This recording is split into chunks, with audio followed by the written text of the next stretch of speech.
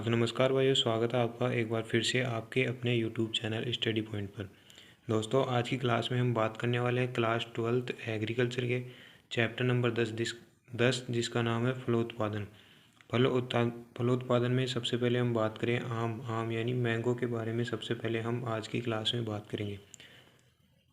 आज की क्लास काफ़ी इम्पोर्टेंट होने वाली है। जो भाई class 12th agriculture, jet, ICAR, BHU, कृषि पर्यवेक्षक, प्री PG आदि के जो स्टूडेंट हैं और जो इनकी तैयारी कर रहे हैं, उन सभी के लिए आज की क्लास काफ़ी इम्पोर्टेंट होने वाली है। तो क्लास में एंड तक बने रहिएगा। चलिए दोस्तों, शुरू करते हैं आज की क्लास को। सबसे पहले हम बात करें आम के वानस्पतिक नाम। आम का जो वानस्पतिक नाम क्या होता है? आम का वानस्पतिक नाम होता है मैंजीफेरा इंडिका। आम का वानस्पतिक नाम क्या होता है, या बोटनिकल नेम। वानस्पतिक नाम को क्या कहते हैं? बोटनिकल नेम भी बोल सकते हैं। तो आम का बोटनिकल नेम होता है मैंजीफेरा इंडिका। इसका कुल होता है एनाकार्डियेसी। आम का कुल क्या होता है? आम का कुल होता है एनाकार्डियेसी।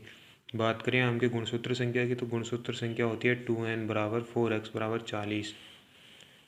आम का उद्गम स्थान यानी कि इसके उत्पत्ति स्थान या उद्गम स्थान की बात करें, तो आम का उत्पत्ति स्थान है भारत वर्मा या भारत वर्मा। नेक्स्ट अगर बात करें आम के फल प्रकार, तो आम का फल प्रकार कैसा होता है? फल का प्रकार यानी अस्टिल होता है, अस्टिल या ड्रू। आम का फल प्रकार कैसा होता है? अस्टिल। और आम का जो खाए जाने वाला भाग होता है वो कैसा होता है? मध्य फलवृत्ति, यानी कि छिलका और इसकी गुट्टी को छोड़कर जो मध्य का भाग होता है उसको खाया जाता है, जिसे हम कहते हैं मध्य फलवृत्ति, जिसे मीजोकार्प भी कहा जाता है। मध्य फलवृत्ति को मीजोकार्प भी कहते हैं। नेक्स्ट अगर बात करें आम की कुछ विशेषताओं के बारे में, तो विश्व में आम उत्पादन में भारत प्रथम स्थान पर है। यानी कि जो भारत देश है अपना स्वदेश, वो विश्व में आम उत्पादन में प्रथम स्थान पर है। और वो कितना प्रतिशत उत्पादन करता है? आम का कुल उत्पादन का 54% उत्पादन अकेला भारत करता है। भारत में सर्वाधिक आम उत्तर प्रदेश में उगाया जाता है। और भारत में भी जो सर्वाधिक आम उगाया जाता है वो कहाँ पर उगाया जाता है? उत्तर प्रदेश में उगाया जाता है। नेक्स्ट अगर बात करें राजस्थान में बांसवाड़ा, डूंगरपुर, उदयपुर, कोटा, बूंदी, झालावाड़, जयपुर, दौसा व सवाई माधोपुर जिलों में सर्वाधिक आम की खेती की जाती है। यानी जो राजस्थान है, राजस्थान के बांसवाड़ा, डूंगरपुर, उदयपुर, कोटा, बूंदी आदि जिलों में इसकी सर्वाधिक आम की खेती की जाती है। नेक्स्ट अगर हम बात करें आम में विटामिन, तो आम में विटामिन ए सर्वाधिक मात्रा में पाया जाता है, जो कि 48 IU प्रति 100 ग्राम में होता है। 48 IU प्रति 100 ग्राम आम में होता है। नेक्स्ट अगर बात करें आम में परागण, तो आम एक पर परागित पौधा है, यानी कि पर परागण होता है, स्व परागण नहीं होता है। पर परागण यानी कि एक पौधे से दूसरे पौधे के पुष्पों में परागण होना, या एक ही पौधे के अलग अलग पुष्पों में परागण होना पर परागण कहलाता है।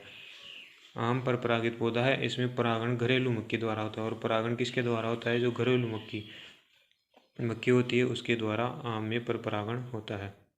या नेक्स्ट हम बात करें आम में एकांत्र फलन की प्रमुख समस्या है, जो लंगड़ा एवं दशहरी में अधिक होती है। ये समस्या उत्तर भारत की किस्मों में पाई जाती है।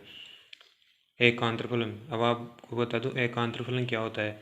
मान लो कोई एक आम का पेड़ या वृक्ष या पौधा है, उसमें एक साल तो आम या फल लगते हैं और एक साल उसमें फल नहीं लगते हैं, इसी को एकांतर फलन कहते हैं।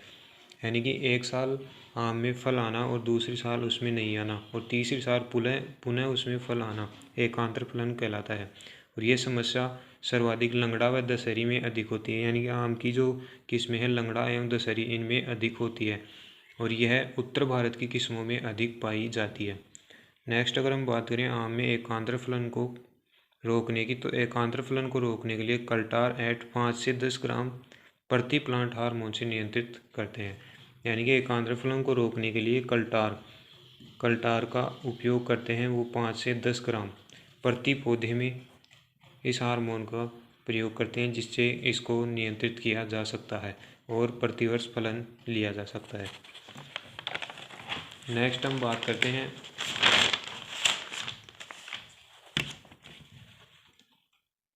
नेक्स्ट अगर बात करें आम की सबसे मीठी किस्म, तो आम की जो सबसे मीठी किस्म होती है वो होती है चौसा। और आम की बीज रहित किस्म यानी कि बीज रहित किस्म कौन सी होती है? सिंधु, जिसमें बीज नहीं पाया जाता है यानी गुट्टी अनुपस्थित होती है।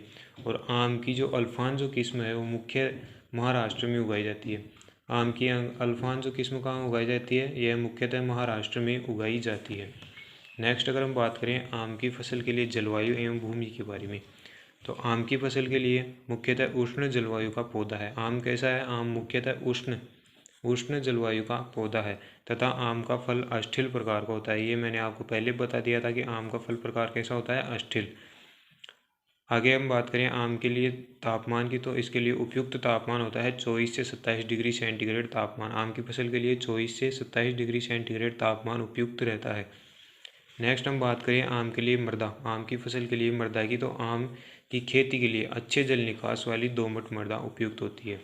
कैसी मृदा? अच्छे जल निकास वाली दोमट मृदा उपयुक्त होती है। इसी के साथ उसमें कार्बनिक पदार्थ की मात्रा भी अच्छी होनी चाहिए।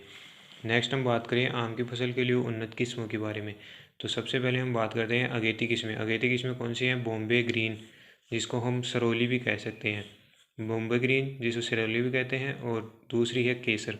ये दोनों किस्में अगेती किस्में हैं। नेक्स्ट बात करें मध्यम किस्मों के बारे में, तो मध्यम है लंगड़ा, दशहरी, मल्लिका व आम्रपाली। ये मध्यम किस्में होती हैं। इसके बाद में हम बात करें आम की पिछेती किस्मों के बारे में, पिछेती में चौसा व फजली, ये दोनों किस्में पछेती किस्मों के अंतर्गत आती हैं। इसके अलावा हम अन्य किस्मों के बारे में बात करें तो इसमें पूसा अरुणिमा, पूसा सूर्या, पूसा लालिमा, पूसा श्रेष्ठा, पूसा प्रतिभा व पूसा पीताम्बर आदि किस्में आती हैं। ये किस्में जो है ये किस्में भारतीय कृषि अनुसंधान संस्थान जो कि नई दिल्ली में स्थित है तथा उसके द्वारा बनाई गई हैं। और जो अंबिका व अरुणिका जो किस्में हैं वो CISH लखनऊ से विकसित की गई है। नेक्स्ट हम बात करें सिंधु किस्म के बारे में, तो सिंधु रत्ना इंटू अल्फांजो का लगभग बीज रहित किस्म है। जो सिंधु किस्म है वो रत्ना इंटू यानी रत्ना व अल्फांजो किस्म के जो संकरण से ये सिंधु किस्म बनी है। और यह लगभग बीज रहित होती है यानी कि इसमें लगभग बीज नहीं पाया जाता है। इसमें बीज काफ़ी महीन अवस्था में होता है। नेक्स्ट बात करें पौधे लगाने का समय, तो आम के पौधे लगाने का समय होता है जुलाई अगस्त। आम का पौधा कब लगाया जाता है? जुलाई अगस्त में। आम में पुष्प फरवरी माह में आते हैं। और पुष्प कब आता है? फरवरी माह में आम में पुष्प आने लग जाते हैं।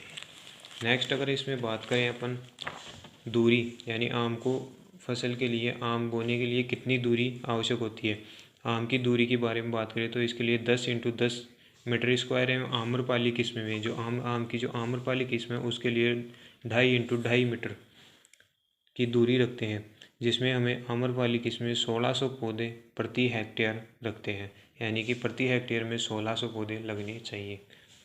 इसके अलावा हम बात करें प्रवर्धन की, आम के प्रवर्धन के बारे में, तो व्यापारिक विधि में उत्तर भारत के लिए वीनियर ग्राफ्टिंग, उत्तर भारत में कौन सी करते हैं? Veneer grafting. प्रवर्धन के लिए वीनियर ग्राफ्टिंग का उपयोग किया जाता है।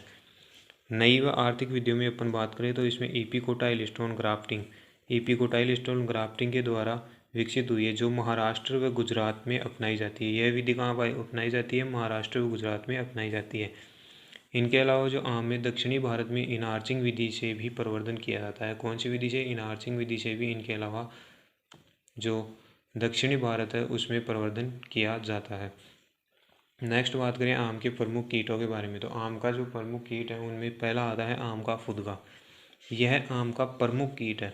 आम का जो फुदगा है वो आम का प्रमुख कीट है। और इससे आम को किस प्रकार हानि होती है? इसके निम्फ व प्रौढ़ पुष्पक्रम में पत्तियों का रस चूसते हैं। क्या करते हैं? इसके जो निम्फ एवं प्रौढ़ हैं वो पुष्पक्रम यानी पौधे के पुष्पक्रम व पत्तियाँ, जो आम के पौधे की जो पत्तियाँ हैं उनका रस चूसते हैं। और इसके नियंत्रण की हम बात करें तो नियंत्रण के लिए हमें डाइमिथोएट दवा का 0.2% छिड़काव करना चाहिए। नेक्स्ट हम बात करें दूसरे कीट के बारे में, तो दूसरा कीट होता है मिलीबग। यह भी आम का मुख्य कीट है। इसके निम्फ और प्रौढ़ कोशिका का रस चूसते हैं। उसके तो पुष्पक्रम पत्तियों का रस चूसते थे और इसका यह जो निम्फ और प्रौढ़ है वो कोशिका का रस चूसते हैं। नियंत्रण की बात करें तो कार्बोरिल एट 0.25% छिड़काव करें। कार्बोरिल का 0.32% का छिड़काव इसके नियंत्रण के लिए करना चाहिए। नेक्स्ट हम बात करें आम की प्रमुख व्याधियों के बारे में, यानी रोगों के बारे में। तो सबसे पहले आता है पाउडर मिल्ड्यू या छाछा रोग। पाउडर मिल्ड्यू या छाछा रोग, इसका कारक होता है, कारक यानी किसके द्वारा यह रोग फैलता है, तो इसका कारक होता है ओडियम मैंजिफेरी कवक। ओडियम मैंजिफेरी कवक इसका कारक होता है। इस कवक के द्वारा यह रोग अधिकता से फैलता है। इस रोग के लक्षण की बात करें तो पौधे के ऊपरी भाग पर सफ़ेद चूर्ण जैसे धब्बे दिखाई देते हैं। जो पौधे का ऊपरी भाग है उस पर सफ़ेद चूर्ण के जैसे धब्बे दिखाई देते हैं। इसके बाद हम बात करें इस रोग की रोकथाम हेतु क्या क्या उपाय करने चाहिए। तो इस रोग की रोकथाम के लिए, यानी कि छाछा रोग की रोकथाम के लिए हमें कैराथेन का पाउडर आता है जो 0.1% का छिड़काव हमें करना चाहिए। नेक्स्ट हम बात करें दूसरी व्याधि के बारे में, वो होता है एंथ्रेक्नोज। एंथ्रेक्नोज का जो कारक होता है वो होता है कोलेट्रोट्रिकम ग्लाइस्पोराइडस कवक के द्वारा, यानी कि इस कवक के द्वारा यह रोग अधिकता से फैलता है। बात करें लक्षण के बारे में तो यह रोग अधिक आर्द्रता एवं अधिक वर्षा वाले क्षेत्रों में फैलता है, यानी कि जहाँ पर अधिक आर्द्रता व अधिक वर्षा होती है वहाँ पर यह रोग अधिकता से फैलता है। नेक्स्ट हम बात करें पौधे की पत्तियों पर काले रंग के फफोले नुमा धब्बे बनना व टहनियों का सूखना इस रोग का मुख्य लक्षण है। इस रोग का जो मुख्य लक्षण है वो क्या है, पौधे की जो पत्तियां हैं वो काले रंग की हो जाना और फफोले नुमा धब्बे बनना, पत्तियों पर जो फफोले के जैसे धब्बे बनना व टहनियों का सूखना इस रोग का मुख्य लक्षण है। नेक्स्ट हम बात करें इसके नियंत्रण, एंथ्रेक्नोज रोग के नियंत्रण के बारे में। तो एंथ्रेक्नोज के नियंत्रण के लिए हमें कार्बनडाजिम 0.1% का छिड़काव करना चाहिए, या 0.1% का छिड़काव करते हैं। नेक्स्ट हम बात करें आम की फसल की उपज के बारे में। तो आम की फसल की उपज, आम के एक वयस्क पौधे से लगभग 80 से 100 किलोग्राम फल 80 से 100 किलोग्राम फल प्राप्त हो जाते हैं। आम के एक वयस्क पौधे से हमें लगभग 80 से 100 किलोग्राम फल प्राप्त होते हैं और यह उपज उसकी किस्म, पौधे आदि के अनुसार बदलती रहती है। यह लगभग किस्म है, लगभग उपज है। हम इसका अनुमान एग्जैक्टली नहीं लगा सकते क्योंकि कोई पौधा बड़ा होता है और कोई छोटा, और किसी किस्म में आम का फलन ज़्यादा होता है तो किसी में कम। इसलिए हम लगभग बता सकते हैं कि एक वयस्क पौधे से 80 से 100 किलोग्राम फल प्राप्त हो जाता है। दोस्तों, मैं उम्मीद करता हूँ कि आपको ये क्लास पसंद आई होगी और आम के बारे में आपको अच्छे से समझ में आ गया होगा। अगर फिर भी कोई डाउट हो तो मुझे कमेंट करके ज़रूर बताइए, जिससे कि इससे भी विस्तार से मैं आपको समझाने की कोशिश करूँगा। और दोस्तों, क्लास ज़रा सी भी अगर पसंद आई हो तो इसे लाइक कर देना, अपने दोस्तों के साथ शेयर कर देना, जिससे उनको भी इस क्लास से कुछ फ़ायदा मिल सके। और मुझे भी सपोर्ट करने के लिए इस चैनल को ज़्यादा से ज़्यादा सब्सक्राइब करें। चलिए दोस्तों, मिलते हैं नेक्स्ट क्लास में। तब तक के लिए जय हिंद, वंदे मातरम।